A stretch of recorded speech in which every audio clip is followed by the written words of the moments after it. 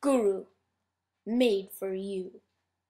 This is the video on simplifying radical expressions, and this covers the lesson of 11.5 and 11.7.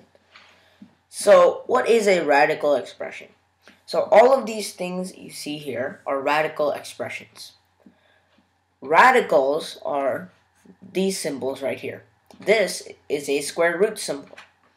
So, a square root is basically the inverse of exponents, just like division is the inverse of multiplication.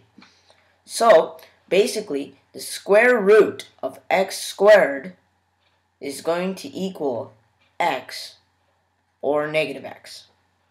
Because if you put negative, so square root is basically saying, if I square something, what thing can I multiply twice to get the number I have?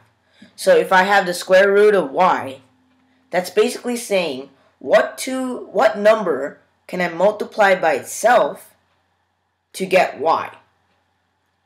So if I have the square root of 16 here, if I have the square root of 16, what number can I multiply twice to get 16? If I multiply 4 twice, if I get 4 times 4, I have 16. So the square root of 16 is going to equal 4. Now let's look at this. 169. What number can I multiply twice? What number can I multiply by itself to get 169?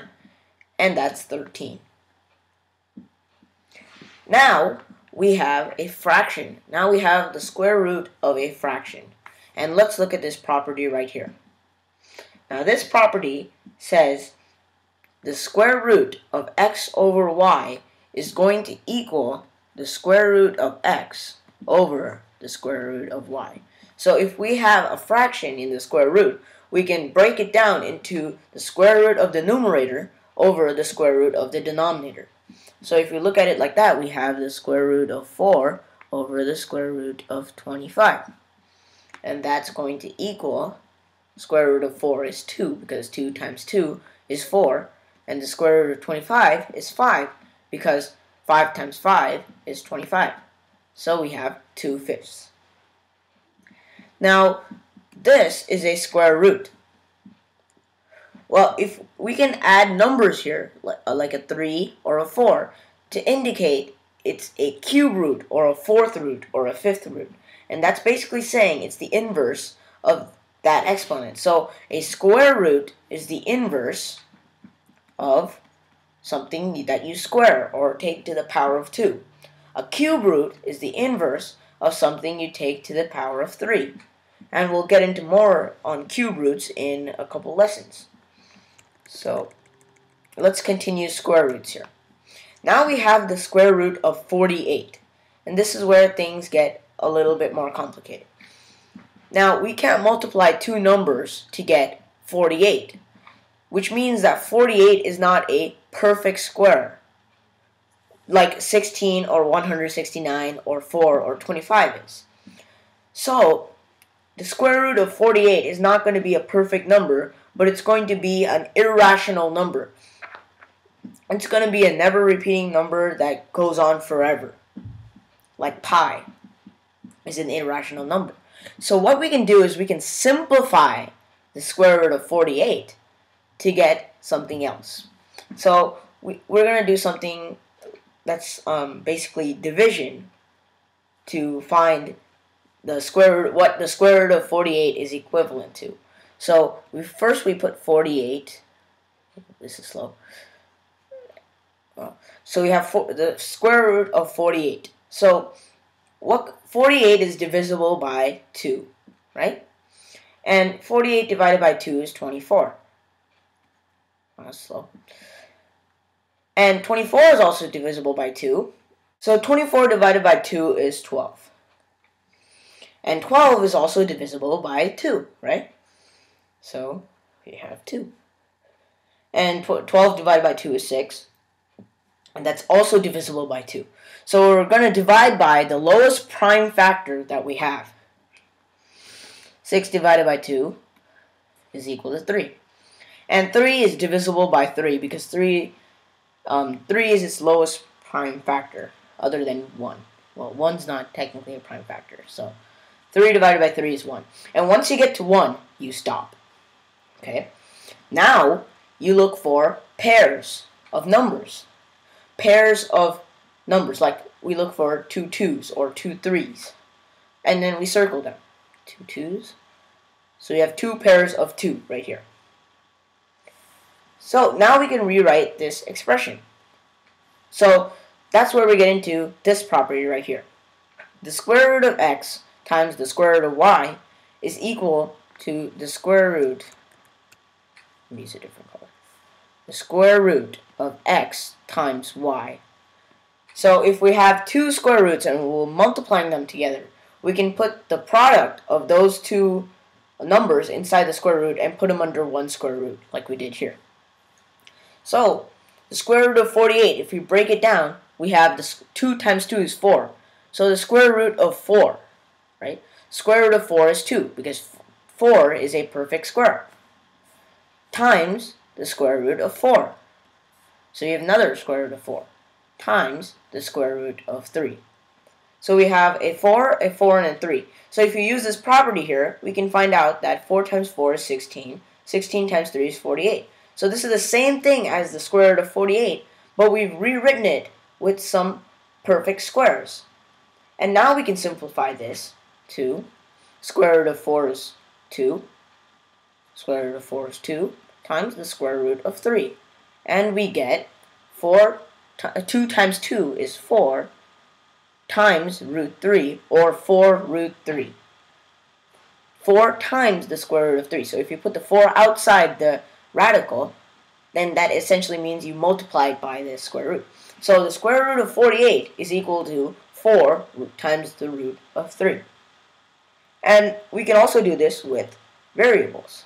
So for variables, what we do is we divide by 2. So if we have y squared, then 1y goes outside the radical because y squared is y times y, and the square root of y squared is y. So we can put the y out of this square root. But if we have an odd number, that means that we divide by 2. So 5, we split it into pairs. If we split it into pairs, we get 2 pairs and a lone x. So we would put x squared outside the square root and leave the x inside the radical. And 4 is a perfect square, so it's just 2.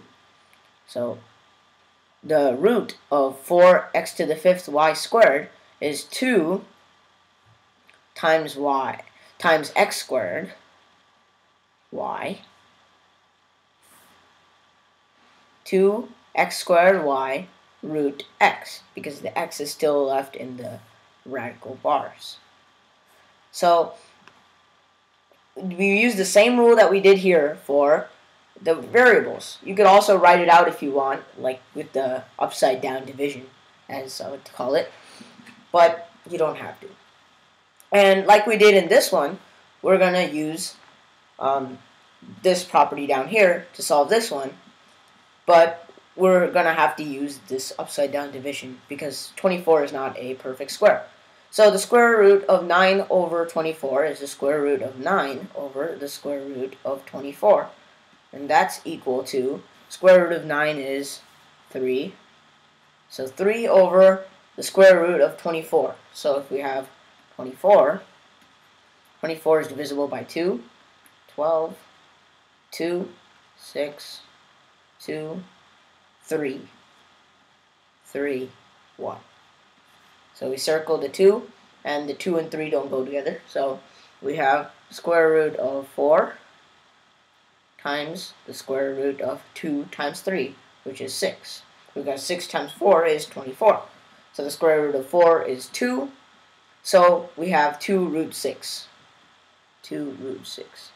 But we're not done yet, because there's a rule that says we can't leave a square root in the denominator of the fraction. We have to rationalize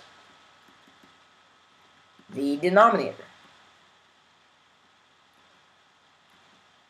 And what that means is that we have to get rid of this square root on the denominator, because we can't have a square root in the denominator. We can't have a radical in the denominator. We can have radicals in the numerator, but not in the denominator of a fraction. So we have to rationalize the denominator.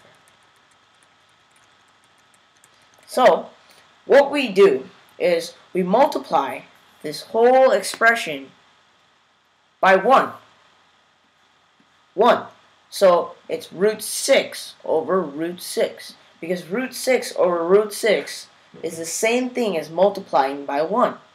But if you do root 6 times root 6 on the denominator, you get root of 36, or root of 6 squared. And since they're inverse operations, you get 2 times 6 in the denominator, and you get rid of the radical in the denominator. So you're left with 3 root 6 over 2 times 6, which is 12. And we can further simplify this, because 3 over 12 is the same thing as 1 over 4, to get a final answer of root 6 over 4. And that's how you simplify radical expressions with variables and by using this upside down division kind of technique. So thanks for watching. Guru.